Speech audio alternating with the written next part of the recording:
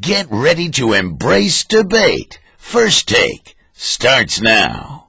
Coming up on the First Take podcast, what will it mean for LeBron if Chris Bosh leaves the Heat? Plus, is the NFL discriminating against Jimmy Graham and other tight ends? And RG3 is about to get his own statue. Is it too soon? All that and more coming up on the First Take podcast, which starts right now. Good morning, everyone, and welcome to First Take. I'm Carrie Champion in studio with the fellas. Skip Bayless to my left, Stephen A. Smith to my right. How are you? What's going on? Gentlemen. How are you? Friend. How's everything going? High five, good. Everything's all right? How are you this morning? I'm good. I don't get a high five. I'm the odd man out. I'm the Chris Bosh of this group, right? And that right? speaking of, we'll get to that a little later on. That was a good line, That actually. was. Good for you. Yeah. I'm proud of you. Coming up on the show today is David Ortiz getting a free pass. Big Papi sounds off. We discussed that. Plus, again, he mentions Chris Bosh. If he leaves Miami, where does that leave LeBron? Will it hurt or help him during free agency? But up first, again, let's discuss Bosh seriously considering the Rockets' maximum contract of 4 years, $88 million since opting out of his contract. It's being reported that Bosh is waiting for LeBron to make a decision before he does. And according to our Chris Broussard, a conversation with LeBron led Bosh to consider other offers as well as early negotiations. So, what should Bosh do? Bosh should get up and leave for Houston. Whoa. It's really that simple.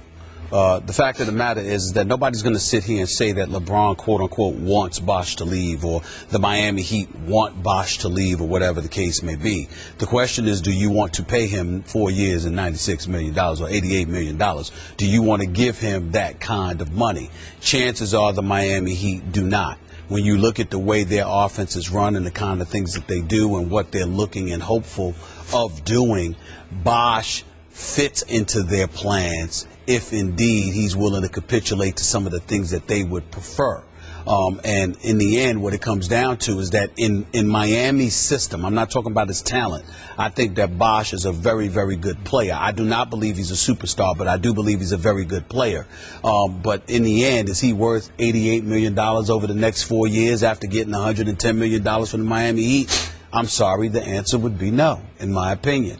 I don't believe that. And so when you look at the fact that, again, it's something that's been touched on by other people, but certainly hasn't been put to the forefront the way that I've put it out there. But I'm going to put it out there because I firmly believe, based on what I reported months ago, in a perfect world, LeBron James and Carmelo Anthony would love to play with one another. The preference has always been to play with Carmelo Anthony before you play with Chris Bosh. There is not going to be a big four that's going to be assembled in Miami. That was always a pipe dream. But as I reported months ago, it's always the possibility of a reincarnation of another version of a big three or a big two with a dissipated Dwayne Wade based on his health. So in the end, because you know Dwayne Wade ain't going anywhere, Right. and nobody in the world with sense would want LeBron James to go anywhere. Well, who does that leave as the odd man out? Chris Bosh. That's in Miami. But in Houston, even though he would still be a third option, he's almost like a 2 and a 2A option, because even though Dwight Howard is your secondary option, he's not the guy that's going to get 20 to 25 shots a game for you. That's not why Dwight Howard is a star in this league. Dwight Howard is a star in this league because of his defensive prowess, the ability to block shots, change shots, patrol the paint, rebound while still giving you 20 a night. That's what Dwight Howard's MO is. Chris Bosh, on the other hand, can spread the floor. He's your stretch four. He's going to hit perimeter shots. He's going to make it very difficult to double down on the Dwight Howard, which is going to free him up, and it's going to help Harden as well. To me, it's easy. If you're Chris Bosh and you are thinking about your future, the only reason you're staying in Miami is because that's where the wife and you are comfortable from a basketball sense. Okay. There is no reason on earth for him to stay in Miami. So yesterday, when you suggested that Chris Bosh was the key domino here, Yes. not the biggest domino, but the key first domino, That's right. then I was reading the tea leaves, again, from a distance, suggesting that, well, wait a second, maybe Pat Riley is subtly encouraging Chris Bosh to go ahead and take the big deal in Houston. Maybe LeBron is subtly encouraging Chris Bosh to go ahead and take the money and run to Houston, because maybe the big picture master plan on the part of both Pat Riley and LeBron James from the start was to get Carmelo to effectively replace Chris Bosh in the equation under the cap, right? Okay, well, we leaped to that conclusion yesterday, and now you feel a little more comfortable in going there, right? No, I don't think I feel more comfortable. I've been comfortable with this for months. My position has always been that the objective was to somehow, some way get Melo to South Beach. Right. Okay. I said in order for that to happen, one of the big three would have to leave. Okay. That's what I said. All right, fine. By that. So if I am Chris Bosh right now, and I have turned 30 years of age, and I know that a good team that's actually a better fit for me, as you say, than my current team in Miami, a team that makes me play center, makes me want to be a rebounder and a shot blocker that I'm really not comfortable being. If that good team in Houston is offering me far more money than the Miami Heat, which is lowballing me right now, to go back to my home state, not my hometown, but my home state, another state, the state of Texas, that also has no state income tax, why would I not take that money and run to Houston? Because we're talking about seriously more money. If, in fact, Miami's in that $14 million a year range, if you can go to $22 million a year for 4 years, wow, if I start doing the math across 4 years' time, that's 7 times 4. That's $28 million more dollars. Again, we sneeze at that money now because we all get numb to it, but that's a whole lot of money. And I'm going to bring this up again. And I've talked to Chris a little bit about this when he came to Bristol 2-3 years ago to talk. We sit right here at the debate desk. But early on in Miami, certainly, he was perceived as more of the odd man out, the third wheel. And I think it was hard on Chris, especially the first year or two, to be the guy who wasn't that close to LeBron or Dwayne Wade, who were like blood brothers, right? And am I right that LeBron and Dwayne Wade have done thousands of press conferences together, post-games together? Did Chris sit next to those two? No. Okay. So don't you think it made him slightly uncomfortable? Not that they are not, do not invite him or all that. You know, they get along just fine. But Chris was always the third wheel in Miami. So deep down, psychologically, he has to say to himself right now, am I chasing Michael Jordan? Am I chasing 6 rings here? No. He won 2 rings because he was with those 2 guys, but he contributed mightily to those 2 rings. So if this team is willing to, and the GMs I know and have talked to, they think Houston's way overpaying Chris Bosh at age 30 for the next 4 years, just as you suggest Miami doesn't want to pay him that money. Houston's a little desperate right now because they want to make a splash. They think they're out of the Carmelo sweepstakes, right? Well, Bosh is not much of a splash. He's a talented player, but he's not much of a splash. What he is a perfect fit for Houston. Is he $22 million worth of fit? Well, you know what? It depends on how much money can be generated in terms of going deep into the playoffs and what have you. I can't say he's not worth it from a talent perspective. Do I think he's worth $22 million? I only think about 4 or 5 players in the league are worth that amount of money. Because you know what my criteria is. It's not just skill. It's whether it's box office appeal. And I don't believe that that's Chris Bosh. I don't believe that Chris Bosh. I think he's talented. He can play. But I don't think he's box office. But in the end, he is a perfect fit for Houston. No doubt. And what it tries to do. Now, our very own Mike Wallace in Miami covering the Heat. He reported how Chris Bosh once told him he's done with the Lone Star State, doesn't want to be in Texas, got relatives, got crazy relatives there, all of this other stuff you joke about. But, you know, as an aside, keep in mind that, you know, Derrick Rose is an exception from the perspective of growing up in Chicago, wanting to be home, wanting to play. Most dudes that grow up in a particular place, that have a lot of friends in a particular locale, don't want to play there. Now don't lump Houston in with Dallas, Texas. No, I only did that because Mike Wallace quoted Chris Bosh as saying the Lone Star State. I took that quote to mean Dallas, Texas, not Houston, Texas.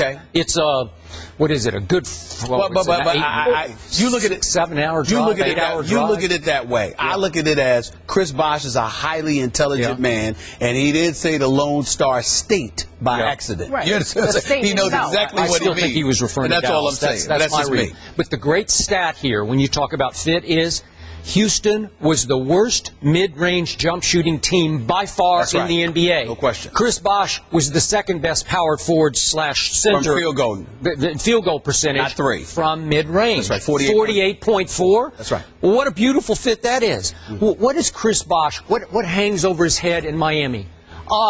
I got to be the 5 tonight again. It's one of the worst. Most of the year, it was the worst rebounding team in the NBA. If Houston wants to make a case for Chris Bosh to be there, all they need to do is go back to the film, get tapes of Miami playing Memphis, and tell Chris Bosh, this is what you had to deal with when you were dealing with Zebo and all of these boys. You didn't want any parts of that because he got banged around pretty well. He's a slender and fit. He loves it. He's a jump shooter. That's what he is. He's a forward, not a center. And you don't want, Dwight Howard is there to help you on that level. I'd say. He doesn't want that part. He doesn't want any part of it. No, I completely agree. So I'm taking the money and running. But McRoberts, Raleigh adding him, that's going to be a big help. That's somebody that LeBron didn't mind having. He's pretty good. He's pretty good. He's an exceptional passer. He is. And he knocked LeBron upside his head during their playoff series against Charlotte. Now, obviously, they paid for it because they got swept.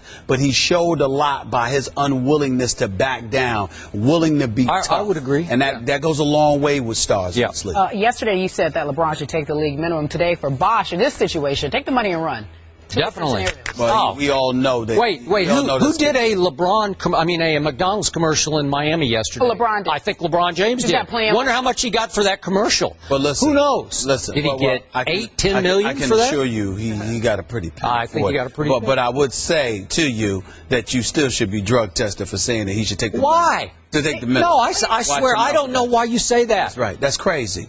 That's crazy. That's crazy. It's like you tell me that Tiger Woods wants to do commercials instead of try to play major championships. What are you trying to do? Let me say this to you. You trying to make money or win rings? When the Clippers were just purchased for $2 billion, come to me when owners and teams should take pay cuts, not players. That's I don't want to hear it. That is the point. The point is Okay, so you're saying LeBron James at this point, he almost is 30 years of age, is more interested in making the max than winning a championship? That's crazy. You should be drug tested. On ESPN.com talking about how grossly underpaid LeBron James is. What does Tim Duncan make? What does Tim Duncan make? That's his problem. He makes $10 million a year. Tim Duncan can live off the land. The man's from St. Croix. He's okay. Hey, wait a minute. He's okay with $10 million. I'm an island boy, my son. You know what we're talking about. Let me tell you something right now. When you're from the island, you understand? So you perfectly laid back, you relax. You don't need your money, but so much. You're sitting there, you eat coconuts and fruit and all of that. Mangoes are my favorite. Let me reiterate my position here. My point is, don't come to me about some player. Your point needs to be drug tested. Listen, that's right. Seriously. No player. Your point. A player needs to be taking pay cuts, but executives and owners and everybody else don't. This player can snap his fingers and make $10 million making one commercial. That is not the point. You collectively bargained. You did everything as a league. Let me tell you something. You did everything as a league in your eyes to prohibit a big three being assembled again because of the cap situation. You're going to come to players and talk about how they should get pay cuts. Players should get as much money as they can get because their window to make money is short. Then LeBron James, don't come crying to me about I don't have the supporting cast. He's saying I need help. He's saying you figure it out. More help. He's saying for you figure it out. Figure it out. Do your job. They don't play. The executives don't play. The coaches don't play. The owners don't play. Your job is to figure it out. Figure it out. If I'm LeBron James, the players gotta pay me the minimum. Listen, Kobe was absolutely right. Y'all can say whatever y'all want. Y'all can take your Kobe money to the end of time. Kobe sat there and talked about y'all collectively bargained to do this, and I'm supposed to take a pay cut. I don't see the Lakers. Did the Lakers take a pay cut when they signed a $3 billion cable deal? Wait a minute. Here's the point. Players have a right to try and make their money. You're talking to a capitalist, baby. What are the odds? You are entitled to try and make your money. I don't see you taking any pay cuts. I don't play on a team with a salary cap. I don't need any help. Would you take I need no help. I don't need any of you. I'm fine by myself. You would take a pay cut for this guy? Would I to keep have him him? around. Yes, I would. Okay, good. I There you would. go. I'm so There you touched. go. I'm so touched. There you go. I would do that. And you know what? No, wait a minute. Before we leave Kobe Bryant behind, Yeah. he's made, what is he making? 22 million this year, Right. whatever it is. 23. Yeah, he might just be sitting on his 23 million watching next year's playoffs from his couch. You know what? It was the Lakers' He just job. might. It was the Lakers' job to figure out a way payback. to work around it. Because I got news for you, Skip. Would I take So- a so they can wait a just minute, explode their cap and say, we'll figure this out. My brother from another mother. Yeah. Let me be very, very clear, my man. I would take a pay cut for you too. You would if not. I You had would not. to. No, you would not. If I had You finally told would him not. that on the show. You would not. I did Stephen A, not. you got Hey, something let me to say say. that. First line you've ever It's told on not this true. show. It's not true. I would take a pay cut. Stephen But A the loves his money. Hey, the difference between me and Skip is Skip would be like, okay, if that's what I have to do. Me, I would exhaust every option resource. imaginable. Yeah. And then I would take the pay cut. Only when I had to, but I Okay, would do it. We got to move on. I would The do point it for of the you. conversation was I would do it for you, talking about Skip. Habershosh, our guy. He says that a 66% discount over his career. 66% discount over LeBron James' career. He's been paid. Are you kidding You me? remember what Michael Jordan took to play for Jerry And did he Reinsdorf? like it? Did he like it? When he finally got became 6 rings out of it. The only thing Michael did was this. He signed a contract. He honored his contract. That's what he did. But the second he got free, what did he make a year? 30. And then 33. Don't give me that. Won 6 rings, taking He less deserved money. every All penny. right, He so deserved listen, every penny. if Bosh does leave Miami, Please. where does that leave LeBron in the decision-making process? Get your money. First of all, it's going to leave him paid because he deserves it, because he's the best player in the world, and he deserves every damn penny, and I don't care that he doesn't want to give a discount. He's been taking discounts. That's number one. Number two, That he's in wasn't a the very, question. he's in Yeah, a very, that he's in wasn't a the question. very, very influential position. LeBron James, Chris Bosh leaves, LeBron James goes, Okay. in my opinion, and he takes a shot at Melo. Okay. And it comes down to New York and Miami. That's my personal belief. I understand what everybody's reporting. I'm not poo-pooing that. I understand that the Lakers are a viable option, and they seem to be number 2 on everybody's list. They are not number 2 on mine because I don't find them to be practical. Chicago is not number 2 on my list because I don't find them to be practical because they're both scenarios call for Melo to struggle just as much as he purportedly would in New York, not to mention taking a significant pay cut. I don't see Melo doing that.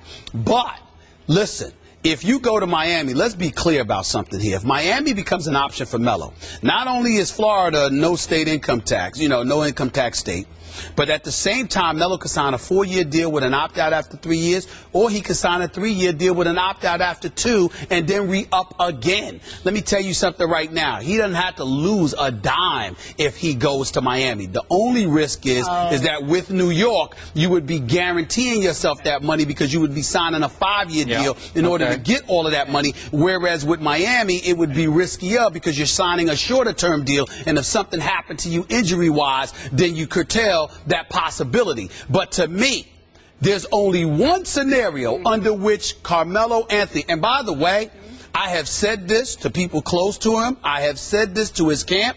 I have made it very, very clear. Don't get me wrong. I don't want to, Chris Broussard, Brian Windhorst, and Mark Steiner, what they're reporting is on the money.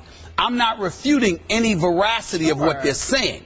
I am just saying to you that I have told folks close to Melo, I don't believe a damn word they're saying about Chicago and Los Angeles. I'm telling you right now, it is my belief that Bosh, if he leaves for Houston, the delay in all of this is because if he leaves, LeBron is going to go and try to get him to South Beach. That is my personal belief based on the people that I have spoken to over the last several months. I know that what's being reported is accurate because that's what they're saying to everybody. I'm just saying, I told them to their face, I don't believe them. It's about New York or Miami. Sure.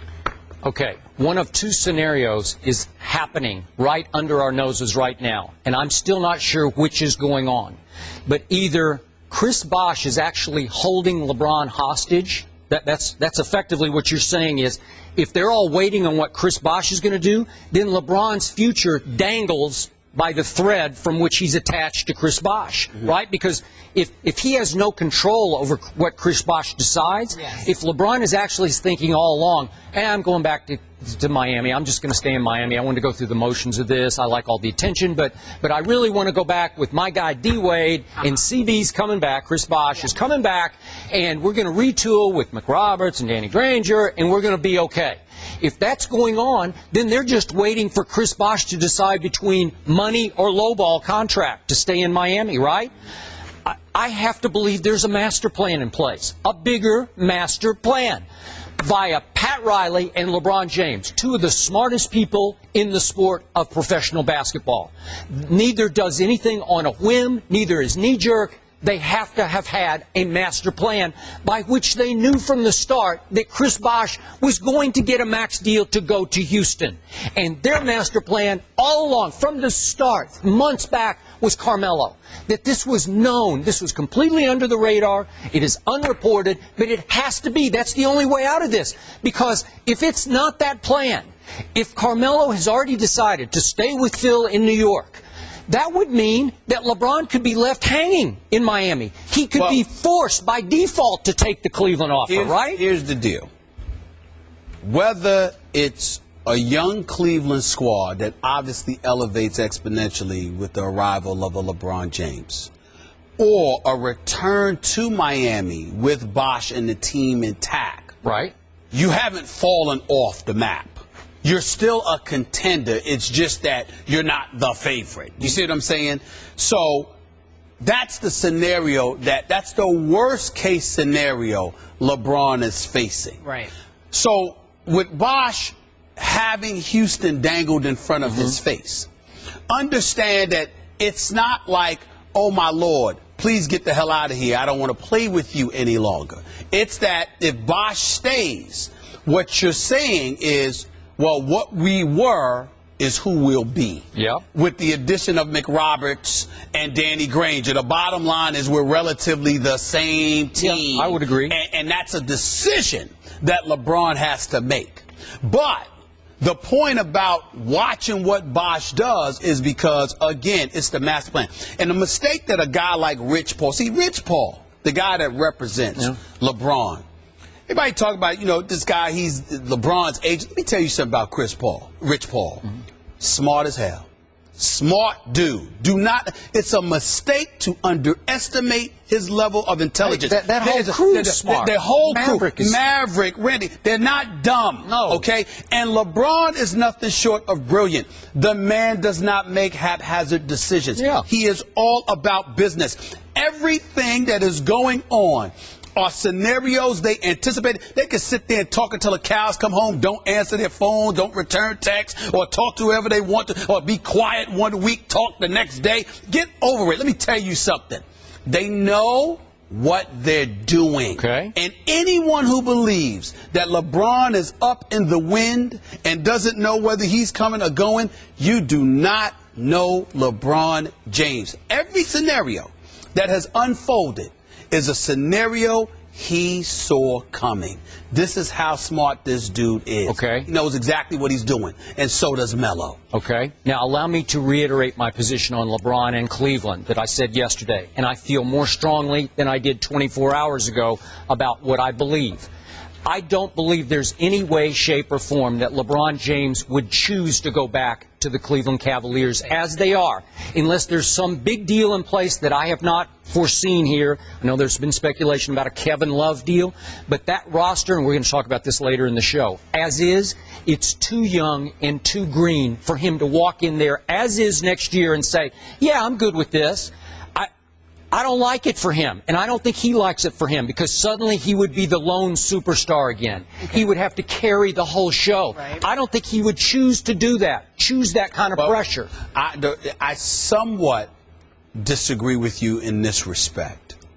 He would have never wanted that before he was a champion. But now that he's a champion and a four-time league MVP, I am in no way saying that position is preferable towards being on a championship-ready squad. What I am saying, however, is that I wouldn't summarily dismiss it because there is some appeal, especially as it pertains to going home, where you're going home as the elder statesman, already accomplished, with no one questioning your credentials any longer. To do that, and to have, first of all, Kyrie Irving, let me be very clear, that's a bad boy. Okay. Kyrie can ball. You know what? He can ball. And I'm the biggest Kyrie fan was before that draft. Yes. He's still more of a two guard than a point guard. But what I'm saying to you is that forget the point and the two when it comes to LeBron on the squad, because LeBron could play that position. Well, he'd have to. I'm just saying, when you have that kind of guy, it doesn't matter. A point guard matters when you don't have a LeBron, a Kobe, or a Jordan. But when you have somebody like that on your squad, every part is interchangeable because of the multifaceted skills that they bring to the table. You can't concern yourself for that. Your point guard matters when it's a point guard center. I'm going to remind you, that team with Kyrie as its star just went 33-49. I understand that, but what else did you have? And that's what it comes down to. You got to remember, LeBron is a freak of nature. He causes matchup nightmares wherever you are. You're either too small for him, too weak for him, too slow for him. You can't match his athleticism. He brings a multitude of things to the table. Skip, you can't escape the fact that no matter how skilled you are, if you're just 6 feet, you're just 6 feet. You're limited. I watched Allen Iverson. I covered Allen Iverson for the first 10 years of his career. This dude was a scoring machine. He was unstoppable. He just came at you like a locomotive. But he was 6 feet, man. And Kyrie's about 6'2". So what I'm saying to you is that Allen Iverson was sensational.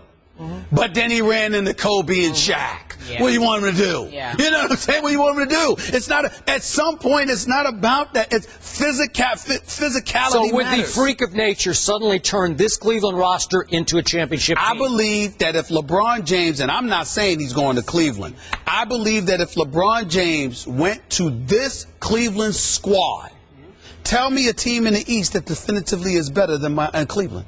The Bulls with Derrick Rose. No, not at all. Yes. Not at all. You know why? Because Derrick Rose is your only scoring option. And that's the problem. Defensively, Chicago is an elite team with an elite coach. But offensively, it's still Derrick Rose. Offensively in Cleveland, first of all, Deion Waiters can score. You got LeBron. You've got Deion Kyrie. Waiters does not fit with Kyrie. I understand that. Okay. But what I'm saying to you, he would if LeBron was there. I don't know. That's where you're missing it. I don't know. Come on They now. make it work to be with King James. Okay. Is what we're getting at. That's why he's King James. LeBron, what's your decision? In this fall, man, it's very tough. In this fall, I'm going to take my talents to South Beach and join the Miami Heat. It's going to give me the best opportunity to win and to win for multiple years. And not only just to win in the regular season or just to win 5 games in a row or 3 games in a row. I want to be able to win championships, and I feel like I can compete down there. It was one of the most watched non-sporting events in ESPN history. Today marks the 4-year anniversary of LeBron James's decision to take his talents to South Beach. Since then, LeBron has had 4 NBA Finals appearances, 2 titles, 2 MVP awards, and 2 Finals MVP awards. Distance gives you perspective. So, Stephen A., with that said, how do you feel about the decision now? I never liked the decision. My feelings haven't changed one bit about it, from the perspective of, even though this network clearly benefited tremendously from it, because from a non-sports event, I don't know if we've ever had anything more watched than that. You know, we're in it too. We're not innocent bystanders in all of this. We played a role, but in the end, I just felt like it was the complete antithesis of everything that I know him to be. LeBron is classy. He has tremendous integrity. He's a good person. He's not malicious. He's incredibly forgiving. He's just an all-around great guy. And that decision came across as a bit selfish. There's no way How selfish? From the perspective of how it was handled. Like, for example, for I am not a fan of Dan Gilbert. I will never apologize for it. I'm just not a fan. But I do understand that if a man has been paying you for several years and he's the owner, he should not have found out by watching it on national TV like the rest of us. Sure. I mean, a courtesy phone call would have done just fine. LeBron could have, told Cleveland days, if not weeks earlier, I'm not coming back here. But then we all figure out where is he trying to go. You see what I'm saying? As opposed to, you thinking, this is 30 minutes away from where you grew up and the fans that were there. There's no question in my mind that he could have handled it differently. And to his credit, he's admitted as much on the record. Because, again, it deviated from everything I know him and his crew to be. I think that they saw the splash and they saw the hype and they saw how it was very innovative and creative and nothing like this had been done before, and they got caught up in that and really didn't consider nor fathom the residual impact it would have. With that being said, it will resonate with me in this profound fashion. No matter what LeBron did, it's nothing compared to the letter that Dan Gilbert wrote. Okay. I thought that the letter that he wrote was unforgivable. And to me, I personally, you want to use the word forgive or whatever, I guess I could forgive or whatever. But now remember, he wrote it in angry response to the decision that he had just watched on television. That's what I just said. Right. But if you look at it, Skip, cowardly betrayal. Oh, it was. But it's one of those don't hit send. Cowardly betrayal. You're in the moment. Different from everything. Shameful display of selfishness and betrayal. Questioning whether or not this guy is really a role model, the antithesis of everything our children will want to learn. Mm-hmm. He went on to further highlight how LeBron had not only quit on a team in Game 5, but other games. Yeah. He did. You accuse this guy of quitting. Yeah. Do you have any idea how deep of an insult that is? Mm-hmm. I can't imagine anything that somebody could do as a professional athlete that would get you to accuse them of literally laying down on the job. Yeah. And that's what Dan Gilbert did. And to me, listen, LeBron's probably a better guy than me. I don't know if I could ever play for that man again. Yeah. I don't know. To me, again, I never approved of the decision. I always approved of his decision to go to South Beach. I had no problem with that. None whatsoever. You don't? Matter of fact, thank you very much for going. My Junes have been lovely over the last 4 years. You got to literally. Yeah. I'm good with it. But the actual decision, I never approved of that. But to me, that's just an honest young mistake by a crew of individuals that have been very impressive and in an effort to be innovative, stretched beyond their limits in that regard. With Dan Gilbert, you're a grown man and an owner, and to do what he did, I don't know if I can let that go. I'm no Dan Gilbert fan either, but I'm going to defend him only because he was reacting in moments after what he had watched on live television, and he was as angry as LeBron was angry at him while he was doing the decision. Remember, the reports were that Dan Gilbert had alienated LeBron's crew. He'd said some things to some of the members of LeBron's inner circle that had offended and ultimately alienated them. LeBron was not pleased with the way Dan Gilbert had handled several things. So, I said on this show the day after the decision, I liked it. I liked it more than you seem to like it now. I thought it was a great idea. It was just poorly executed. I was on the edge of my seat, even though we had reported that he was probably going to Miami. Chris Broussard had been all over the story. You'd been all over the story. We still didn't know until he opened his mouth whether he might change his mind on the fly. I thought it was sensational live television. I was all over it. I couldn't wait for it. So I didn't blame him for that. You say it was a young, but it was a brilliant idea by LeBron and company, poorly executed. He spoke with anger at the city of Cleveland, at his home area, and I think the anger was directed only at Dan Gilbert. But you realize, LeBron sat there, and I just fully expected that the first words out of his mouth as he announced was, I hate to do this to the fans who have supported me in my home area for so many years, but I have to blah, blah, blah, and just go into how much sympathy. He shows some sympathy for your home area fans. He showed none. He was cold-blooded. I'm taking my talents to South Beach. Period. End of story. He showed no remorse about leaving those people behind. Again, it's not about the owner. It's about those fans who had been so good to you for so many years, where you grew up in that area. There was nothing. There was no emotion from LeBron. He was stone-faced as he announced his decision. Am I right about that? It was bad PR. It was a bad PR move on the part of Maverick and company. Somebody needed to tell LeBron, hey, there's got to be a part of you, somewhere deep in your heart, that you love those people. I believe he does love them. That's why I believe right now he's trying to show them some compassion, as in, hey, I am seriously considering. I don't think he's going to do it, but I think he wants them to know, this time I'm real. I'm 50-50, man. I'm giving you real consideration for returning to where I grew up, like you said earlier in our previous conversation. But in this case, that was some cold-blooded stuff that we had to watch on live TV. And Dan Gilbert was so angry because, as you point out, he didn't even have the compassion to call Dan Gilbert 5 minutes before airtime and say, hey, what's going to happen? You don't have to say I'm sorry. Just say, I'm out. I'm going to South Beach, baby. Hang up the phone on him if you want to, but at least give him a shot. Give him some warning across the bow that you're going to do this to him on live TV. He was angry. He was speaking in that letter for all those fans in Cleveland. They're burning LeBron's jersey. You don't think he saw that on local TV before he wrote that letter? I have always been of the opinion, Skip Bayless, that letter was written before the decision was made. I don't know.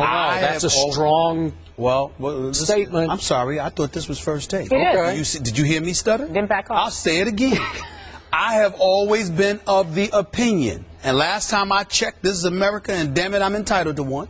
I have always been of the opinion that Dan Gilbert, who had minimal to no communication with LeBron James leading up to the decision, wrote that letter and said, just in case this man decides to leave us high and dry, I'm going to have this letter ready to go. Now, that's my personal belief. I did not hear that. That's not insider information or anything like that. I just have always believed. I don't believe for 1 second that Dan Gilbert had his computer, laptop or whatever, desktop, right at his steady and said, all right, I'm going to write this now, put it out now. I believe that Dan Gilbert, at least to some degree, was prepared. And if LeBron had made the decision that he ultimately ended up making, he knew exactly what his statement was going to be. He issued it, and that was that.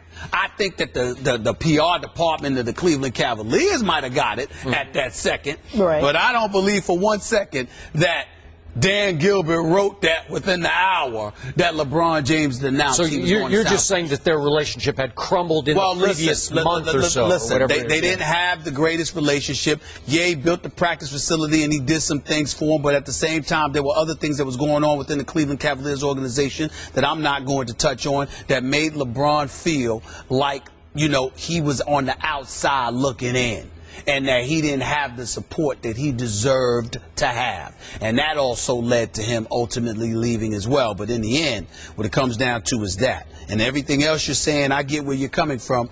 But in the end, I think that if LeBron had the decision to do all over again, he would not have done it, which to me he's proven right now by the way he's electing to handle this go-round. So I heard one of the local radio guys on Mike and Mike this morning say that it wouldn't be as bad as the decision, but if LeBron now decides to stay in Miami, it won't do him a lot of good back in Cleveland. Are you buying that? Or do you think LeBron cares about that? I don't think he cares that much about it, but I think that the people in Cleveland are being teased to some degree because obviously who would they want more in the world than for LeBron James to come back? Because remember, he's still in his prime. It ain't like he's washed up. You see, he's still in his prime. I agree. So if he came back now it's actually forgivable. You see what I'm saying? In their eyes, because he's returned in his prime. And he's great. You He's already won. Exactly, as Returning as opposed a to being champion. washed up. Sure. All right? But he doesn't. He doesn't owe them anything. Well, there's time for another big decision to be made, this time by the fans, you at home. Go to Twitter using the hashtag you see on the screen and let us know if LeBron does go back to Cleveland. Which Cavs team is better, the 2017 from the finals or the current 2014 version? The hashtag is LeBron to Cleveland. That's the 2010 roster up there.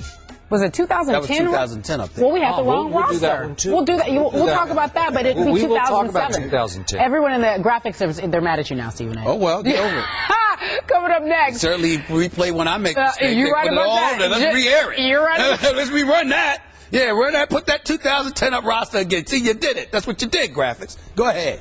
Own it. We do. A certain pair of rookie linebackers already have a sack wish list, and they're not biting their tongue about who's on it. Writing for MMQB.com this week, Raiders rookie Khalil Mack boldly put out there that this is what he has on his wish list. I think I have a couple of guys on my sack list. AFC West resident Peyton Manning, fellow class of 2014 member Blake Bortles, and I've got to put Tom Brady on there. Brady is going to pass the ball more than 36 times a game, so that's a lot of opportunities for me. Texans' Jadeveon Clowney also said in an NFL Network, NFL Films Rookie Confidential video on the Texans website that sacking Andrew Luck was his goal in the NFL. Once. Just one time. Just one time. Not many times. We welcome in someone who can help us break this down. He's a coach. You've worked with rookies before. Coach. Hey, it's help good me to understand have, this. No, you understand. It's good to have enthusiasm. These guys have watched the guys they've mentioned on television. Yeah. No different for me. When I was a rookie, believe it or not, my first interception was against Joe Namath. Mm-hmm. And I watched him win a Super Bowl in 1968 sitting on my couch going, man, that's Joe Namath. And my first NFL interception was against Joe Namath. I didn't plan it, but I said, I get to play against Joe Namath. Before training camp, you did not announce you Yeah, you didn't have a list. No, I did not. But you know what? This is the world we live in. These guys are excited about playing, but I think what they're going to realize is this. First of all, they're playing against elite players. In other words, left tackles. The average left tackle in the National Football League is about 6'7", 315 pounds. They're very athletic. They're going to find that out very quickly. In college, think about it. They play 11, 12 games. They probably play against 3 or 4 tackles that are going to be professional tackles in football. So it's a different deal now. Now, they're rookie guys. They're going to learn speed alone will not give you the ability to just sack quarterbacks. They're going to have counter moves. They're going to have to learn how to have stunts in games. They're both athletic. They will get their share of sacks. But you can't get mad at young guys. They're excited, and they're talking about great players who they want to get after. Nothing wrong with that. It's okay. You want to go? You're talking about sacking the quarterback. What's wrong with that? It's okay. Well, it's not a crime. No. It's not something that should get him cut. Oh, they can get him cut. All right, nothing like that. But it don't mean that it wasn't stupid. And it doesn't mean that they're going to pay a price. I'm trying to remember, Skip, you'll remember, refresh my memory. Who was the guy that talked junk to Tom Brady for the Pittsburgh Steelers, talked about what he was going to do to Tom Brady, and then Tom Brady came out there and targeted him? It's just safety. It didn't last much longer. Exactly. I mean, I don't know if he ever recovered. Smith, but that doesn't. I don't know if the man has ever recovered. Okay, you know, when you're talking about elite dudes, the Tom Bradys, the Peyton Mannings of the world, you know, the thing that I loved about a guy like Tom Brady, never said a word. Never said a word. But he went out there and just continued to target you all day long. Allow me to bring up the NBA again, because one of the guys that's one of the best big men in the game is a guy by the name of DeMarcus Cousins, all right, for the Sacramento Kings. Boy's big time. I mean, he keep his head straight. I mean, this kid is special. I love his game. But he talked junk to Tim Duncan one day, and I'm watching the game on TV. You know what Greg Popovich did? He was talking junk. He scored like 3 straight baskets. Like, give me the ball. You can't stop me. This is yelling it on the court. All I saw was Tim Duncan look at him. And then he looked at Popovich. Do you know that Greg Popovich called Tim Duncan's number about 13 straight times after that? And then Tim Duncan scored like 10 or 11 times. I mean, this is what happens. And, you know, when I saw the Pittsburgh Steelers and Tom Brady, that's what Tom Brady did. That's the kind of thing that Drew Brees would do. That's the kind of thing. I mean, you just look at guys, and it's like, really? So I understand whether you talk about defensive linemen, you talk about linebackers, you talk about safety. You just never, ever know. It's something, at some point in time, I know that you want, I'm forgiving when it comes to receivers. Because you're out there, you're running those routes. And you might get the ball thrown to you 5 times. But you're running all day. You know what I'm saying? You want to bring attention to yourself because you want the ball thrown to you. You see what I'm saying? Mm-hmm. So I get that. But in any other position on the field, I don't quite understand how guys feel the need to sit there and sort of tug on other people's cape like that, because you can get wasted real quick when you do that. Well, yeah, you make great points, but here again, it would be interesting how the question was posed to these 2 young men. Right. First of all, they're rookies. They're excited about playing in the league. Last time I checked, I never feared a quarterback hitting me. Oh. Quarterbacks don't hit anybody. Yeah. They need somebody to protect them. Right. Okay. That quarterback is not going to hit Khalil Mack or Clowney. And he doesn't want to get hit by him anyway. Okay, so the quarterback's quarterback. He's going to do his job now. What they're going to realize is when you're young rookies like these guys and you got speed, you got athleticism, the first thing they've been able to do is play the run, because you're running at them right away. You're going to take the steam out of guys like this. You're going to make them play the run earlier in their career. They're going to learn that. But I like their enthusiasm. Okay. This is why these guys are good players. I mean, they feel good about themselves. So it's who asked the question? How was the question asked? Sure. They probably were just young guys going, I want to sack this guy. Hey, that's part of it. Don't worry about that. By the way, you want to use this? Oh, and don't talk. It's fine. Okay. For you. I'm sure Anthony Smith. I remember Smith, but I couldn't remember Anthony. Yeah. Now, but where's he at now? Okay, well, he was gone pretty quickly, but at least he was a starter, okay? Right. He was a starter. I'm sorry, what did Kevin just say? He retired. Retired at 78, okay. So at least he was a starter when he went after Tom Brady publicly. Right. Okay, now, back to Coach. When I read these comments from these 2 young, extremely talented football players, I must admit that I LOL last night. I laughed out loud, to use the modern vernacular. In this case, I know these kids grew up playing Madden, so they feel like they've almost played pro football before. But you just made the case. This is big boy football. This is man football. Oh, yeah. This is where the difference between college and pro football, especially when you played at the University of Buffalo, as Khalil Mack did. And maybe, as Merrill Hodges suggested on this show, Khalil Mack will revolutionize the game of football. He said he might be a superstar. Said he would have picked Khalil Mack over Jadeveon Clowney. Yeah. And he went on and on about how he's going to be unblockable. And they did play, Buffalo did play, remember, at Ohio State. So he got to feel some big boy football from those guys. But in both these cases, I ask, why would you make it harder on yourself before you've even set foot on a pro football field? Why would you? You're calling out the offensive lines of all these quarterbacks. You just are. I don't care what you say. When they do get to play these people, this will be on those bulletin boards. You know it will be. Khalil Mack wants to sack Peyton today. Khalil Mack wants to take down Brady today. You going to let him? Right. You don't think they'll hear that all week long?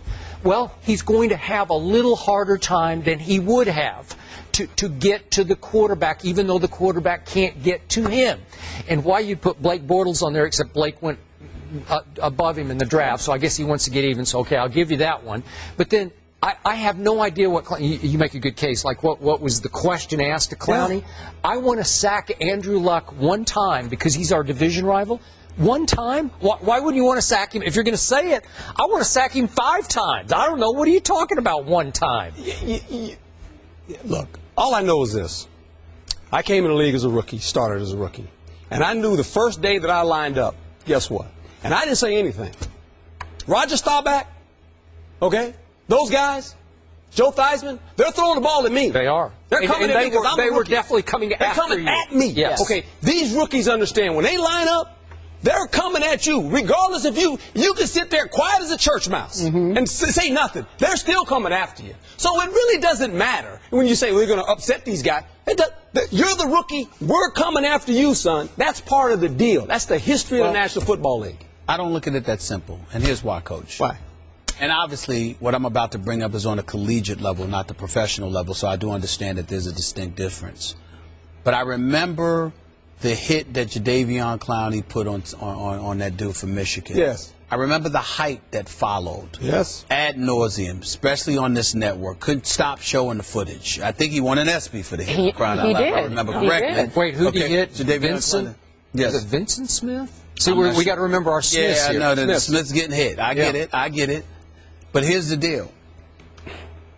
All that hype followed him to last season. Yes. And he had a shell of a season. And a lot of people blamed it on effort or whatever the case may be. How about the fact that people frustrated the living mess out of him because they no longer targeted him? Sometimes, there are different ways to affect the productivity of players. Sometimes it's mental. Sometimes it's not popping you upside the head or running over you or whatever. Sometimes it's ignoring you and getting you disinterested in being out there because you can't get any action. You understand? And when people mess with you like that, all of a sudden when you're young and you talk, sometimes that puts you in a position where you find yourself attaching yourself to numbers, to tangible pieces of evidence that validate and verify your significance to a team. You don't get you're not focused on, all right, we just won the game, like Coach would preach that they should be. They're not focused on, well, you know what, you did your job. That's what you would say. You did your job. And as a result, you helped us win this game. Mm-hmm. They ain't focused on that.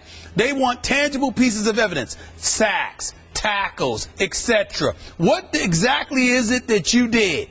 And sometimes they can disrupt you that way. Football, the National Football League, is just as, if not more, mental than it is physical. When you bring a spotlight on yourself, particularly unnecessarily, and you're messing with brilliant dudes along the way, you understand? They know how to mess with you and to render you ineffective. And to me, that's what you should be watching out for and guarding against. You make great points, but here again, these guys were coveted players. Clowney, I promise you, the first game he plays, you don't think he's going to be spotlighted? Of course. Sure he is. Yeah. You think Khalil Mack won't be spotlighted playing for the Oakland Raiders? Sure. That's part of the deal, and that's part of the process of growing up being a professional football player. A lot of these young guys come in and they think because they have a jersey and their name's on the back of it, they're a pro. Not a pro. You got to learn how to be a pro. Okay. And so this is the learning process. They're going to learn. There'll be a bunch of times we'll see them. They'll be laying in the dirt. The tackle will be on top of them and talking to them in the face mask. And we're going to see how they react from that. And there'll be some times they come around and beat the guy and sack the quarterback. But that's a part of it. That's what makes this league so unique. Right. They got to grow up fast. Real fast. Coach Herm Edwards, always a pleasure and an upgrade. We appreciate it. In other news, retired tight end and now analyst for CBS Sports, Tony Gonzalez, is weighing in on the Jimmy Graham situation. The Saints tight end lost an appeal to be tagged as a wide receiver in hopes of getting paid more money. Gonzalez writes the NFL is discriminating against tight ends. This is what he had to say. I can think of a few terms to describe what's going on in the NFL, like backward, lack of common sense, or behind times, but the one that makes the most sense is discrimination. Salaries should be set based on production and contributions, not positions. Stephen A., is he right? Tony Gonzalez is 1,000% correct as far as I'm concerned. He's not in a position of strength, nor is any NFL player, because the NFL Players Association collectively bargained allowing this to transpire.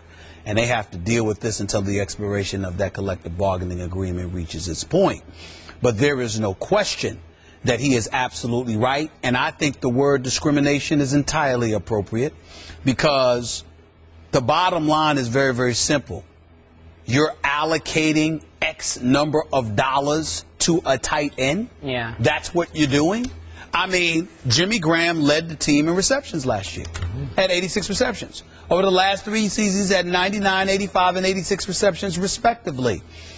You know that he's used as a hybrid, because even though he's a tight end, sometimes he's in a wide out position and he does things. We all know that Sean Payton, being the offensive genius he has been labeled to be, uses Tony Gonzalez in a myriad of ways.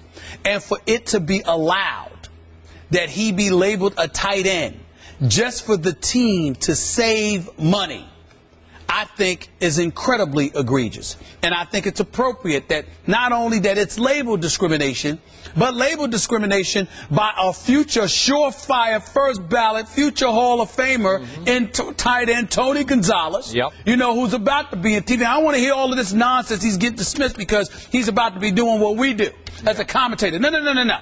Tony Gonzalez played in the NFL. Tony Gonzalez played in the NFL for more than 16 years. Tony Gonzalez is a future Hall of Famer. Tony Gonzalez once had 102 receptions. I believe that was the 2004 season. This dude is one of the elite tight ends to have ever played this game. But he had himself holding out back in 2001 because they tried to sit there and use it as an excuse to minimize what earning power he had. This is America. It's about getting what the market will allow you to get, not a sport being allowed to literally allocate X number of dollars for a position regardless of your production. We don't have to take your production into consideration. We have allotted this and designated this amount of dollars for this position. So even if you are elite and even if you outperform everybody on offense for your team, you're more valuable than a wide receiver, you're more valuable than a running back, you're more valuable than a quarterback, for crying out loud, which some would argue was the case with Tony Gonzalez some of those years in Kansas City. He made the quarterback. It wasn't the other way around. I agree. How are you going to then sit there and say, well, your position only allocates that you can make this amount of money, but the quarterback, the running back, the wide receiver are in a position to make more just because they play a different position than you? Yep. That is not the American way. Nope. It is wrong. And Tony Gonzalez is absolutely right to point it out. I agree with you. It is a staggering gap from $7 million that you tag a tight end up to $12 million that you tag a wide receiver. That's right. 7 to 12? It's not 10 to 12, it's 7 to 12. Right. And you pointed out to start your soliloquy with the bottom line here. How in the world could the NFLPA have collectively bargained this? How could they have left that on the table? Because, as you know, dating back to the early 80s, the tight end position started to become that hybrid. Kellen Winslow Sr. started splitting out in the early 80s. And it was your favorite Air Coryell, Air right? Coryell, Charlie Joyner, Chuck Muncie, Kellen Winslow Sr. Okay, so it didn't just start with Tony Gonzalez. It started in the early 80s. So what were they thinking when they left this on the bargaining table? I don't have any explanation. There is no explanation. Okay, so there's one fix to this situation, and that would be the fix that the New Orleans Saints as an organization could bring on top of this by just saying, hey, we don't buy that. We're going to pay you like a wide receiver. They could. But can they do that? See, we don't know. I'm not sure if the rule prohibits them from doing so. If you collectively bargain for something, I don't think Benson will go against the owners. The owners will be in an uproar. Give them a long-term deal. You're saying? I'm saying that if you're Benson, the owner, and you co-sign on that, and you go against what you've collectively bargained, the other owners in the league are going to be in a complete uproar because you know that's going to set a precedent and it's going to open the floodgates for other tight ends to come to the forefront. The Vernon Davises of the world, who knows the Jason Wittens of the world, the Ertz for Philadelphia of the world, others are going to come forward and they're going, oh, wait a minute, we don't want that rule applying to us either. So you don't want to be the owner that sets that precedent because it's going to cause a lot of problems for you from a business standpoint, and what you collectively bargained for is not going to cut mustard. To me, I think that it's something that warrants the NFLPA going back to the league to modify. There's something that is discriminating about that. Tony Gonzalez is absolutely right. It should be revisited. Now, listen, as much of a fan as I am of Jimmy Graham, I ain't a fan of his performance against Seattle. I can tell you that much. I agree. I mean, there's still an APB out for him in that game. Couldn't find him. All right? But there is no question that he is big time, that he is arguably the best tight end in the game. If it were not for the, with Rob Gronkowski being injured, at least the pass catching tight end. There's no question he's big time. He should be paid closer to what a wide receiver makes. So you know what other door just opened? If the New Orleans Saints want to hold that bottom line and lowball Jimmy Graham, all of a sudden one of the teams drafting at the bottom of the draft, New England, Green Bay, Indy, Atlanta, could come in and offer 2 first-round picks, especially if you have a lower first-round pick. You could. You can offer 2 and sign him. You can sign him, and they can pay him. But the point is, but pay him what? Because if the then that owner would be the bad guy. The league doesn't allow. That's the whole point. What one owner may not be willing to pay, another owner will. Okay. But if the CBA prohibits you from doing so, you got a big problem. And see, to me, it's like, listen, I listened to my man Ryan Clark bring this up a couple of weeks ago when this decision came down. He said the big problem here is Jimmy Graham going in that locker room. Sean Payton testified against you. Sean Payton testified on behalf of the Saints organization and ownership, justifying him being a tight end. You cost the man $5 million. How you gonna sit there and look him in the face as the coach when you use the technicality to strip him of $5 million? I'm not gonna lie to you. I would have an attitude. I think you should. It would affect my attitude. At the workplace. Listen, I'm all about this. I don't mind. I'm not one of those guys that look at other guys and, they're getting paid, so I deserve this. But there are two things that I live by. Sure. You know what I'm saying? Fair compensation and being made whole. Those are the two things that I live by, okay, in the world of business. And if you are somebody that can say that you have not been fairly compensated or you have not been made whole, gentlemen, ladies, we have a problem. And Jimmy Graham is right to have a problem with the Saints organization, regardless of the CBA rules. He's right to have that problem. So do you think there's any way that they come to some agreement before a week from July 15th? Today, I think it's in the best interest of Sean Payton to see to it that it does. Okay, well, that's what I said. They can do right by him. They can make this right. I don't know about that. I think what I'm saying is you have to look him in the face and be able to justifiably say, I've done all I can for you. Yeah. That's what Sean Payton needs to do. Whatever numbers attached to that is attached to it. But he needs to be able to look at his coach that goes out there and ask him to do all of these things on the football field. He needs to be able to look at that man and say, that man went to bat for me, and that man did all he could. When you got to work for somebody directly, you understand? You got to be able to look at them and go like this. They got my back. Yeah. And Jimmy Graham looking to make more than Rob Gronkowski, who currently makes $9 million a year. ESPN Radio. With the action on the court, the diamond, or the gridiron. Comes alive. The NBA. The San Antonio Spurs are the world champions. Major League Baseball. The Boston Red Sox have won the World Series. The new college football playoff. The Seminoles have completed the perfect season. You're home for the best in sports play-by-play. ESPN Radio. A conversation on the MLB Network has forced David Ortiz to sound off. The designated hitter told WEEI.com that a host on the show said he received a free pass for appearing on a list that identified him as one of the major leaguers to test positive for PEDs on MLB's 2003 survey testing. Ortiz says, quote, he wants to make it sound like I got a free pass because nobody can point fingers at me directly. But the reason why I got that fake free pass that he's saying is because they pointed fingers at me with no proof. It's easier to do it than the way having something that they can say, yes, you did this, you did that. I call straight up bull. Let me tell you, you don't get no free pass here, especially a guy like me. All right? Get Bayless.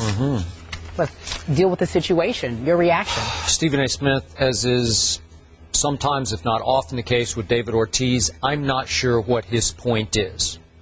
The fact remains, his name was reported or leaked, however you want to look at it. Leaked. Yep.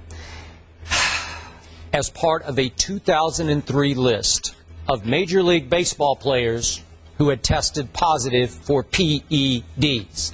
That much we know, and that much David Ortiz must live with. His name was not supposed to be leaked, but it was. Alex Rodriguez's name was on that list. It was also leaked. So a cloud has basically hung over David Ortiz, Big Papi, through his Boston days. The cloud continued to hang over him as he tore up the playoffs last year and led his team to a World Series championship. He has never gotten a free pass. I agree with that part of it because he has constantly been asked about it. Dan Shaughnessy, the great columnist of the Boston Globe, did a big piece with David last year in which he interviewed him, and it infuriated David that he was being asked the questions. But he was asked the questions because the fact remains his name was leaked. that was on that list. So in the big picture, I try to sort of make sense of this rant that went on and on and on. You can read the whole thing on WEEI's website. And I'm not sure what his point is. He continues to get angry that it keeps getting brought back up, that he gets a free pass. Well, he doesn't get a free pass. We all know. You knew it, right? I know it. And anytime there's a Lackey versus Buck Showalter that we talked about yesterday, where insinuations are thrown back and forth at each other, you better be sure you're clean. Well, you better be sure your backyard's clean. Well, he's in the backyard of the Boston Red Sox. He wasn't clean according to this list dating all the way back to 2003. What are we now? That's 11 years ago. He wasn't clean. He said he's been tested. He exaggerated, I'm sure, but dozens of times, whatever he said. I can't remember what the exaggeration was. And I'm sure he's been tested again and again and again. And I'm assuming those tests recently have been clean. So as he becomes an aging slugger and he continues to slug, just because all of those players have lived through the steroid era, the cloud hangs over not only David Ortiz, but the entire sport. The sport doesn't get a pass from any of us. So I'm not sure what his point is, that he just got angry that he heard his name brought up on MLB Network yesterday in the wake of Showalter versus Lackey. Sure. And they said I get a free pass. Nobody gets a free. Well, I agree with that. Nobody does get a free pass, and he has certainly never gotten a free pass. So what's the point? Does he want a free pass or not? He says, what did I have to do with that 2003? Well, your name was on the list. I can't erase that. Question. His name was on the list in 2003, right? Mm-hmm. When was that list revealed? It was 2003? Not sure the exact date. Okay. I mean, it didn't come immediately. But I'm saying, when did we learn about the list? In the year 2003? No, I'm going to say it was a couple of years later. A couple of years later, okay? Because after 2003, having David Ortiz's numbers right in front of me, in 2004, 41 home runs, 139 RBIs. 47 home runs, 148 RBIs. 54 home runs in 2006, 137 RBIs. And then he went from 54 home runs to 35 home runs in 2007, 117 RBIs. During the steroid era, which that definitely was still a part of because Balco was still prevalent in our minds. The whole Barry Bonds thing was prevalent in our minds. I understand that. We are now in the year 2014. To me, David Ortiz, Big Papi, has every right to get a bit agitated and, dare I say, cuss some people out, okay? Because you are an analyst on the Major League Baseball Network and you're bringing up his name. I don't recall Big Papi getting suspended.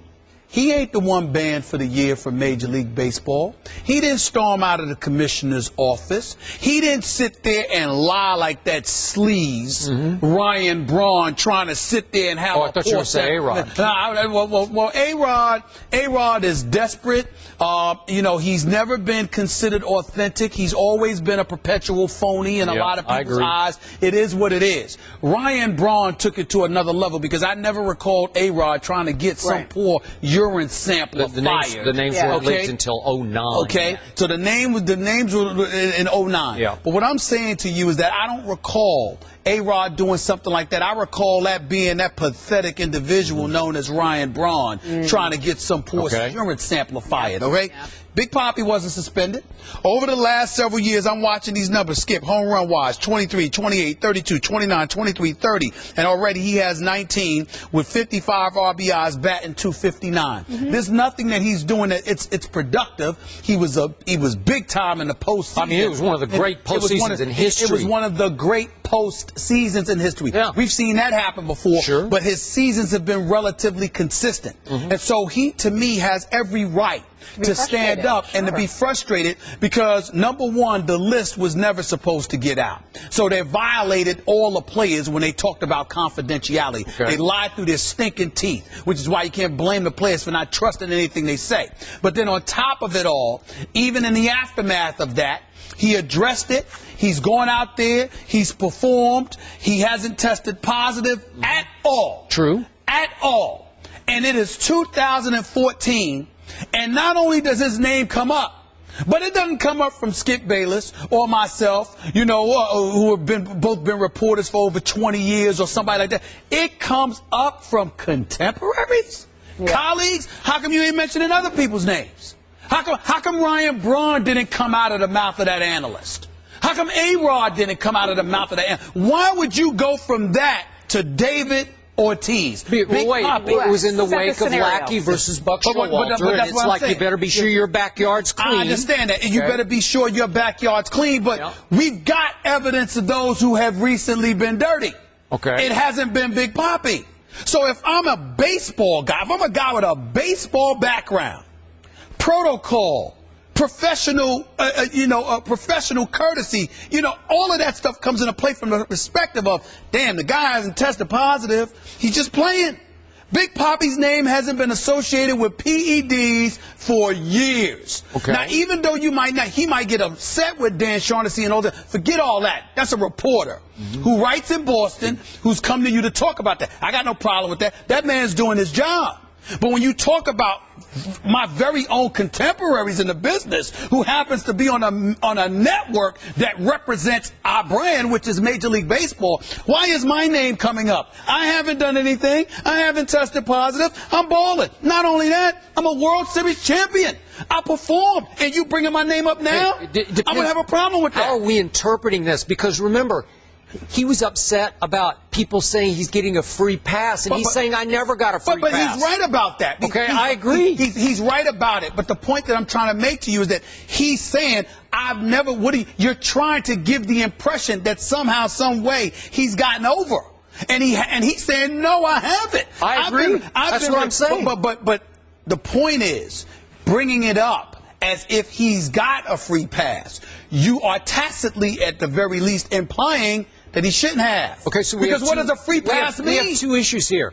What is it fair to bring up in 2014 that he was on the 2003 list, or is it fair to say he got a free pass? It's fair which is it? If you're mentioning the list of 2003, it's fair. Okay. Because it's a fact. We know his name was on the list. It's a point of fact. Yeah. If you then add color to it, color commentary I'm talking about, right, and you say that he got a free pass, he's like, whoa, wait a minute. Oh, no, my name's been raked through the coals. I agree. How are you? So that's what I say. His name has been raked through the coals. That's why he's upset. Not just because he was raked through the coals, but because how dare anyone imply that he got over? He didn't get over. And he might have deserved to. That's the point.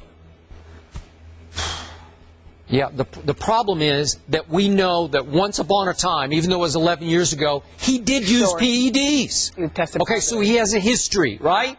So if you bring it up in the context of Lackey suggests that Nelson Cruz, come on, you guys are conveniently forgetting. Nelson Cruz just got suspended last year. Okay. It's 2014. But then Buck Showalter says you guys better be sure that your backyard's clean. It's 2014, and you talking about a list in 2003 to compare to somebody that just got suspended a few months ago?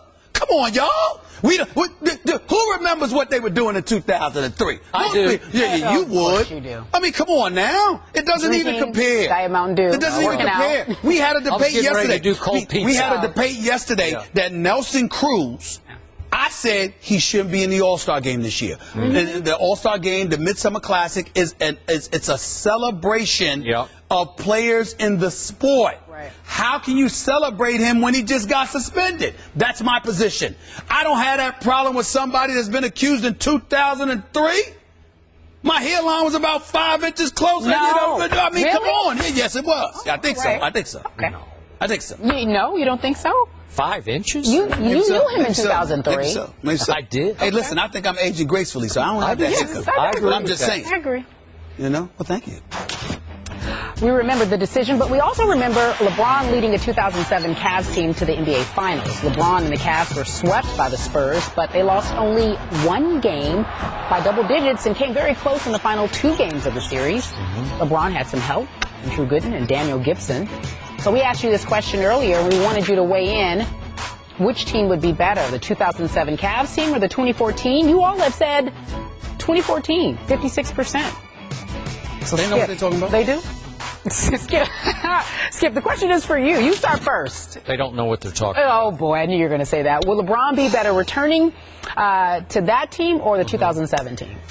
I'll take the 2007 team. I'll take the 08 team. I'll take the 09 team. I'll take, what was the last year he was there? Okay. The 10 team. I'll take all of them over this year's team. I told you earlier in the show, this team last year finished 33-49 and obviously missed the Eastern Conference playoffs.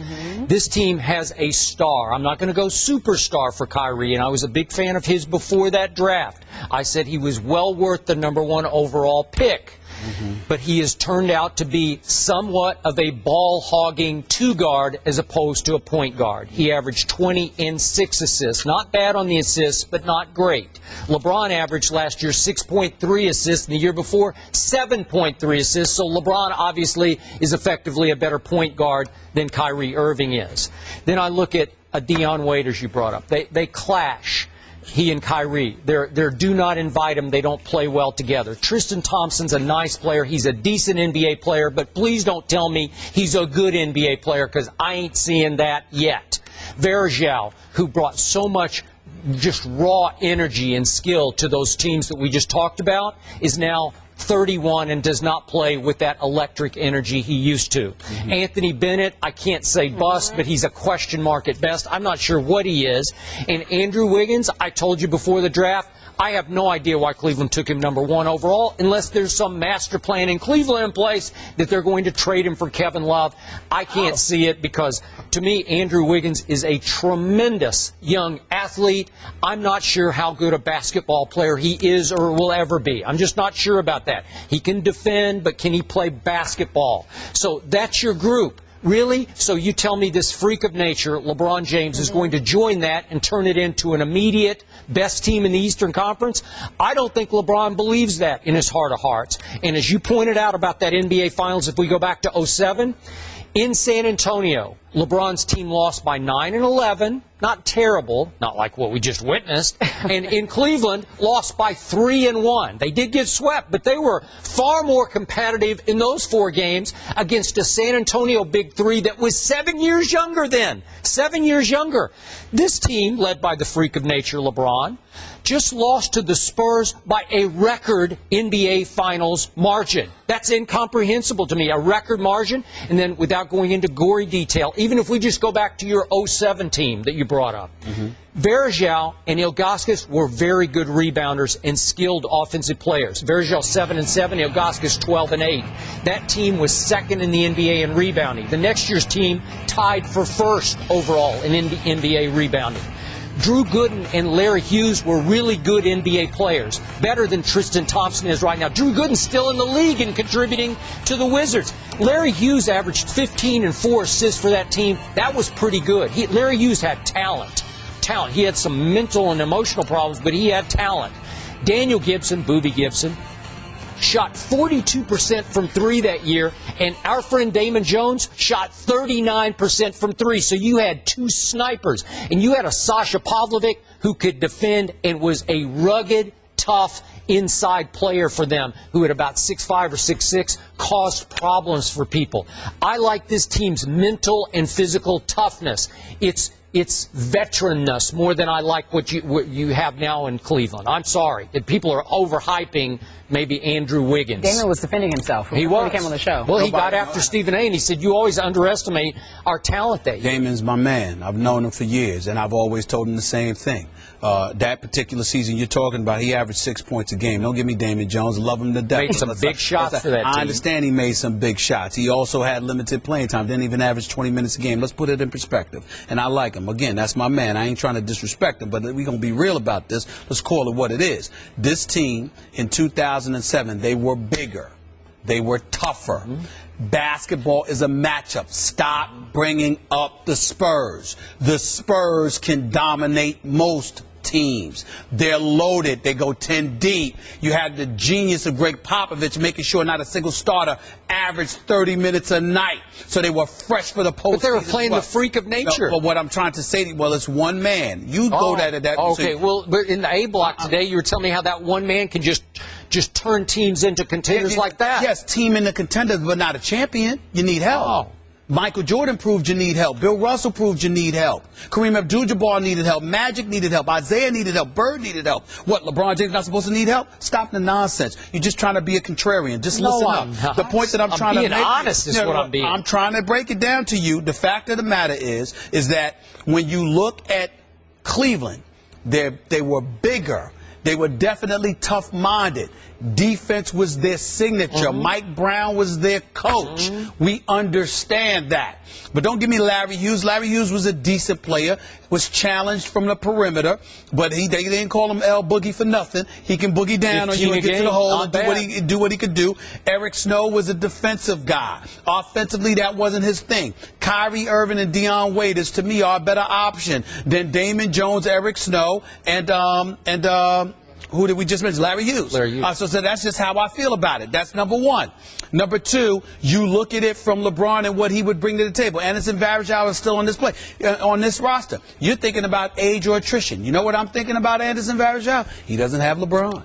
If he had LeBron, he would be just as effective because he's smart, he's still big and tough, and he can do the job for you. You look at some of those other guys. Now, Spencer Hawes is gone now, so that's a loss for them, and I give you that. Spencer Hawes, he's somebody that I would like to have still seen on the Cleveland Cavaliers squad if LeBron James was supposed to have arrived there. Those kind of things resonate with me. But overall, in the end, you got to be able to score some points and what have you. And I look at Cleveland. And I'm saying Kyrie Irving with the Waiters, with Varejao still there, with the Wiggins and his talent, with the LeBron, I believe that at least offensively, this would be a better team than Cleveland had in 2007 or 2010. But you got me defensively because they were bigger and they could rebound. And that was but Ilgauskas. I almost hate bringing up his name because I feel he's such an, I don't know if you never met him. He's so nice, and lightning might strike you down if you ever said an insulting word about him or Jose Calderon. Well, you can't find two better guys than that. Continue this debate after we take a break. We asked you before we went to break to answer this question on Twitter. Which is the better Cavs squad for LeBron, 2007 or 2014? You all have said, clearly, it's 2014. Skip Bayless. They don't know what Bayless. they're talking about. And another thing, because I was so rudely interrupted by that commercial break. Pay the bills. Stephen A. Smith, I still think that Dan Gilbert and his front office have not gotten enough credit for continuing to try to get LeBron James more and more help even after the 07 finals. Next year, who came along? Mo Williams. Again, is he Kyrie? No, but he was a bad man. And hey, listen, he helped Portland last year. In that series against Houston, Mo Williams was very impressive. And guess who had a pulled groin against the Spurs, thankfully, because I thought that was going to, I wasn't sure the Spurs could get through Portland. And they did in part because he was not available. Then they brought in Ben Wallace and Serbiak and J.J. Hickson. J.J. Hickson had a pretty good run for those teams. But I'm just saying, to add to the talent we just talked about. Well, I mean, if you're just looking at the names, that's fine. But you have to look at when they arrived and what role. Like Ben Wallace was beyond his prime, beyond his days. I'll give you that. J.J. He helped Hickson a little. was just getting in. He was young. He was new. And you had to fit him in. And plus, you still had the guards because you had Varejao and those boys. You did. So he wasn't going to get but so much playing time. You see, those kind of things factor into the equation. And then finally, before LeBron left, that final year, Antoine Jameson came in. He was still in his prime. I mean, he averaged 16 and 8 for that team. Shaq came in. He was clearly at the end of his line and didn't add a whole lot to the equation that year. But still, I'm showing you a lot of players added to a veteran nucleus. And Daniel Gibson, we didn't talk about him. Gibson. Hey, he made a bunch of big shots. Go look at the closeout game after the great game LeBron played, the 48-point game. The closeout game was the next game against those Detroit Pistons. And Daniel Gibson, I think he scored 25. No scrub, but you know what? When you've got LeBron on the floor with you, you're going to get open shots. Because he attracts that level of attention. I'm looking at a Kyrie Irving and a Dion Waiters and what they could bring to the table if you got to be preoccupied with LeBron. I'm looking how LeBron can elevate their games as well. Kyrie Irving is a baller, man. The brother can ball. So I just look at it from that perspective. I look at an Andrew Wiggins and the upside that he potentially has and the pressure that LeBron James' presence would take off of him. And I just see a team, to me, talent-wise, that is better than what Cleveland have for you. Does Cleveland have better defense? Yes, because of their size and rebound. Do they have more cohesiveness? Yes, because like it was in Philadelphia with Allen Iverson, what Dan Gilbert, what Mike Brown and those boys did, Danny Ferry was the executive there at the time, what they did very adroitly was make sure we surround ourselves with complementary pieces. You understand, to feed off of LeBron. In this case, you have talent that could stand on its own to some degree, more so than those guys would have been able to. And I just think this is a more talented roster. Okay, so would LeBron, with this current young green roster, though talented, would it be better than the Wizards roster? And we don't know what Ariza's going to do, but Gortat resigned. Well, listen, the reason I feel that way is because I like the Wizards a lot. I like what Ernie Grunfeld has done after Gilbert Arenas ruined that franchise for 5 years and almost caused Ernie Grunfeld his career. You know, to have Bradley Beal with a John Wall, they're going to sit there and try to re-sign Ariza. He wants about 9 to 11 a year. The Wizards are at 8. They're talking maybe about 8 years, maybe about, $35 million over 4, a little more than 8 a year. Let's see if he's smart, he'll take it. But the thing about it is that you've got Gortat with Nene. You got Bradley Beal with John Wall. I agree. I like what I see from the Wizards. But LeBron with Kyrie and those boys, if you can get muscle on your front line. Who are those boys? Like who else is it? Listen, I think Waiters can play. You went down the list. I don't get it. I think Kyrie can play. I think Tristan Thompson would be better with LeBron. The problem that you would have with this squad is muscle on the front line. That's what you would need. Because I don't care how much skill you have. If somebody, all they know, they got to cave in your chest with an elbow. It's a problem. That's all. According to our Chris Broussard, LeBron and Pat Riley could meet as early as today in Las Vegas. So at this point, we ask the question, what should Riley's pitch be? Skip, I'm going to give it to Stephen A. I already knew that. Okay. Up to you. Go. He's Pat Riley. The ultimate argument that Pat Riley can make is that he has never lied to LeBron James. Everything he said, he has done. When he recruited, not recruited because it was a foregone conclusion, but when Pat Riley made his presentation to LeBron, he talked about what they could do, and it's been done. And along the way, even though he could have done a better job in building the bench over the last 2 years, LeBron is a champion, obviously because of himself and his great talents, but also because of Dwayne Wade and Pat Riley. And in the end, if you got to think long term, if I'm Pat Riley, I ask that young man, LeBron James, to look me in the eye and tell me that there's somebody in this league as an executive that you believe in more than me. Okay. So to that end, don't you believe if they do meet today that it's mostly for show? Don't you think that they've already had their heart-to-hearts back in Miami over the last 2 or 3 weeks? That's the only look. If we're talking about a master plan is in place, then I have to believe that LeBron James signed off on Josh McRoberts and Danny Granger, and that LeBron James has already discussed in great gory detail whatever other minor moves might take place over the next couple of weeks. My response to you, Skip, was, haven't you learned? Pat Riley doesn't do show. He did Showtime as the coach for the Los Angeles Lakers. But that man is far beyond doing stuff for pomp and circumstance. He says what he means, and he means what he says. And that's who he is. Pat Riley ain't meet with LeBron James for some show. He's meeting with LeBron James because he needs to meet with LeBron James because LeBron James is all about business. Not because they've already decided and we're just going to show our face to the public. No, that ain't Pat Riley. What do you think? This has already been... This is the first discussion they've had? I think this is as deep as it's going to get. Now we're on the clock. It's time to get things done. I think they've been on the clock. You think so? You always a theory behind it. I see. Conspiracy theory. With him. I don't think this is conspiracy. This is brilliant. Now. And Mel Gibson and Jimmy Rollins. The decision to end the show has been made. Thanks for listening to the podcast. You can catch First Take Monday through Friday, 10 a.m. Eastern, 7 Pacific on ESPN2. The next big thing, the next new kid, the next overnight sensation, the next rookie, one to watch, the next Hall of Famer, the next intimidator, the next six-time, the next king. Next. Who's next? Let's find out. Names are made here. The NASCAR Nationwide Series at New Hampshire, Saturday at 3 Eastern on ESPN2.